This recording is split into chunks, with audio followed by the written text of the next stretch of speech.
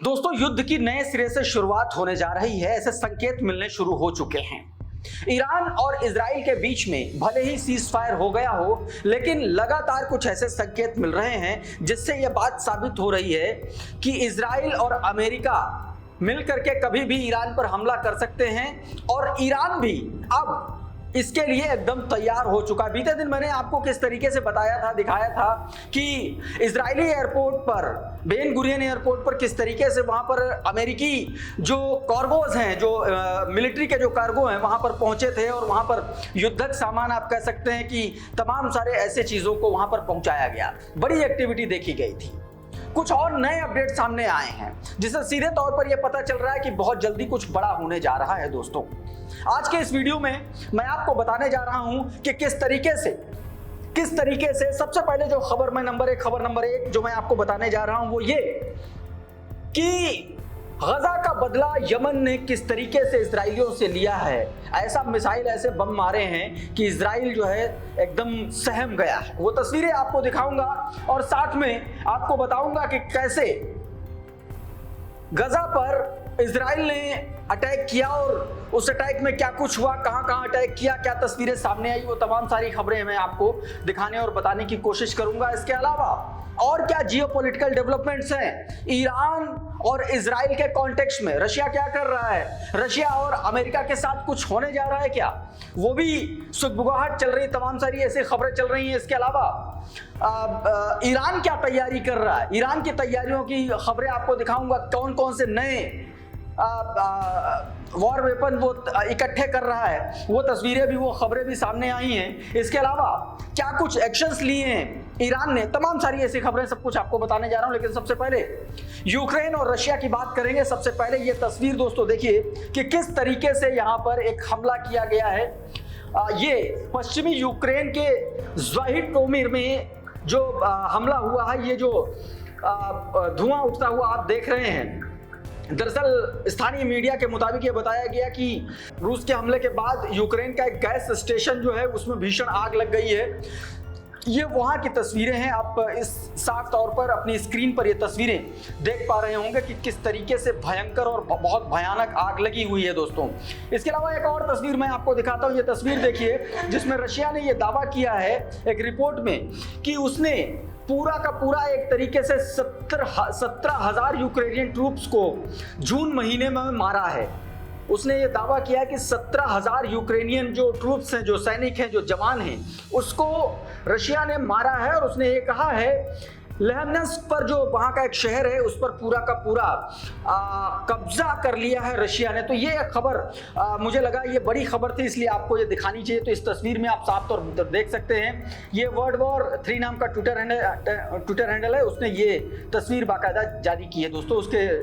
मैं उसके रेफरेंस लेते हुए आपको ये खबर बताने की कोशिश कर रहा था। दूसरी तरफ यमन ने क्या किया वो मैं तस्वीर आपको दिखाऊं, लेकिन उससे पहले क्या किया है गजा में, क्योंकि उसी का प्रतिकार यमन ने दिया है। गजा में क्या किया इजराइल ने, ये देखिए जरा, ये तस्वीरें अपनी स्क्रीन पर देखिए कि कितना भयानक हमला गजा में किया है इसने। और बताया जा रहा है कि तमाम सारे लोगों को इसमें बहुत भारी नुकसान, कई सारी इमारतों को भी नुकसान पहुंचा। ये धुएं का उठता हुआ गुबार आप देख सकते हैं। ये देखिए कितना भयानक हमला हुआ होगा, कितना कई 100 फीट ऊपर तक ये धुएं का गुबार उठता हुआ जो आप देख रहे हैं। ये तस्वीर दोस्तों इजरायली एयर स्ट्राइक के बाद residential building in the Gaza city के अल जवैया मार्केट, गजा सिटी का जो है दोस्तों अल जवैया मार्केट है, वहां पर ये इजरायली हमला किया गया। और बताया जा रहा है कि प्रेस टीवी के हवाले से ये खबर है जिसमें ये बताया जा रहा है कि इसमें कई सारे लोगों की जान भी गई है दोस्तों। तो ये एक बड़ी खबर है। दूसरी तरफ इस हमले का जवाब देते हुए यमन ने सीधे तौर पर मिसाइल दाग दी इजराइल के ऊपर। ये तस्वीरें देखिए, ये प्रेस टीवी के हवाले से रिपोर्ट है, आप फुल स्क्रीन में देखिए ये विजुअल किस तरीके से यमन ने मिसाइल दागी है। और पूरी तरीके से इसमें सीधे तौर पर यमन ने इस बात को कोट किया है कि Israel on Israel in solidarity with Gaza, Gaza के साथ गजा के समर्थन में आते हुए यमन ने सीधे तौर पर इजराइल में एक बड़ा हमला किया है। ये सना टीवी के हवाले से खबर है जिसमें सीधे तौर पर बताया गया कि एक बड़ा नुकसान इसमें हुआ है इजराइल को, इजरायली इलाके में यह हमला किया गया है। सीधे तौर पर यह बताने की कोशिश की गई, जो तस्वीरें आप साफ तौर पर देख सकते हो दोस्तों। इसके अलावा एक और तस्वीर मैं आपको दिखाता हूं कि किस तरीके से एक हमले में हमास का हमला यह बताया जा रहा है जिसमें इजराइल के 5 लोग, एक सैनिक सहित 5, मतलब टोटल 5 सैनिक इंजर्ड हो गए हैं दोस्तों, जिसमें एक सैनिक मारा गया इजराइल का। ये वीडियो देखिए सबसे पहले। ये रशिया न्यूज का हवाले से खबर है। At least 1 Israeli soldier killed and 5 other injured in the resistance operation in Gaza. Gaza में इजरायली हमले के विरोध में एक और हमला हुआ है। इस हमले में देखिए कितना भयानक जबरदस्त तरीके से ये जो इजरायली जो ऑक्युपाइड जो इलाका है वहां पर यह हमला बताया जा रहा है दोस्तों। तो कुल मिलाकर के ये खबर बहुत इंपॉर्टेंट थी। दूसरी तरफ दोस्तों, ईरान और इजराइल के साथ क्या बड़ा होने जा रहा है उस पर लौटते हैं। एक खबर आई जिसमें ईरान से अमेरिका ने अपने तमाम सारे नागरिकों से कहा है कि जितना जल्दी हो सके उतना जल्दी आप लोग ईरान से बाहर निकल जाइए। ये ट्विटर हैंडल है, इसमें सीधे तौर पर कहा US tells their citizens to leave Iran ASAP.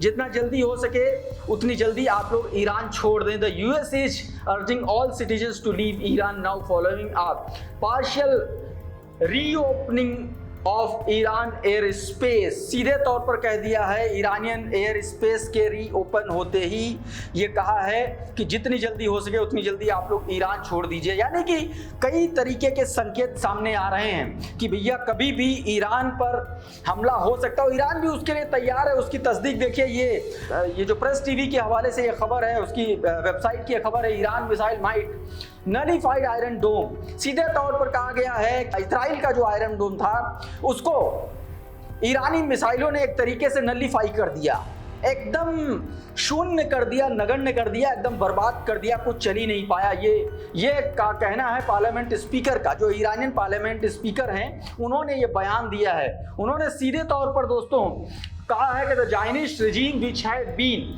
showcasing its power to the world and talking about the Iron Dome and its supposed security received to deceive response from the Islamic Ummah of the children of Iran within the matter of hours। सीधे तौर पर बड़ा बयान दे दिया और सीधे तौर पर कहा कि ईरानी मिसाइलों के सामने जो इजराइल का आयरन डोम है वो बर्बाद नजर आया, पूरी तरीके से बौना नजर आया दोस्तों। एक और तस्वीर देखिए, ईरान ने दावा कर दिया कि 2025 में वो परमाणु ताकत बन जाएगा। एक बार फिर से वो बयान कर रहा है। और दूसरी तरफ अमेरिका बार बार ये बात कह रहा है कि अगर आप फिर से परमाणु कार्यक्रम शुरू करेंगे तो फिर से हमला करेंगे।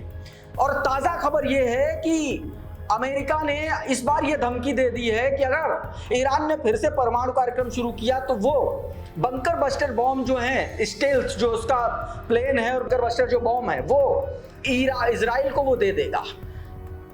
यानी कि सीधे तौर पर धमकी का गेम चल रहा है। डेली ईरान न्यूज कमेंट्री नाम का ट्विटर हैंडल, उसने सीधे तौर पर लिखा है कि we should have a Polymarket on when Iran develop nuclear weapon in 2025। सीधे तौर पर इसमें बताने की और कहने की और पूछने की कोशिश की जा रही है कि 2025 तक ईरान जो है इसी साल परमाणु संपन्न स्टेट बन जाएगा, ये बात कही जा रही है। दूसरी तरफ दोस्तों, तमाम तरीके की इन धमकियों वाली खबरों के बीच में सीधे तौर पर यह कह दिया गया है ईरान जो है चाइना से J-10C 40 brand new J-10C fighter jets मंगवा रहा है। Iran announce the arrival of 40 brand new J-10C fighter jets from China. Tehran is armed, ready to prepare for full scale war if provoked। सीधे तौर पर यह कह दिया गया है कि तेहरान अब इस चीज के लिए एकदम तैयार है कि अगर एक बार फिर से प्रवोक किया गया, एक बार फिर से अगर उकसाया गया तो इस बार फुल ऑन वॉर के मोड में वो नजर आएगा, क्योंकि चाइना से उसने JC-10 जो एयरक्राफ्ट हैं, जो फाइटर जेट्स हैं, वो उसने मंगवा लिया है और ये बात इसमें दावा किया गया। दूसरी एक और खबर देखिए दोस्तों, Iran closes western central air space to international ओवरफ्लाइट्स।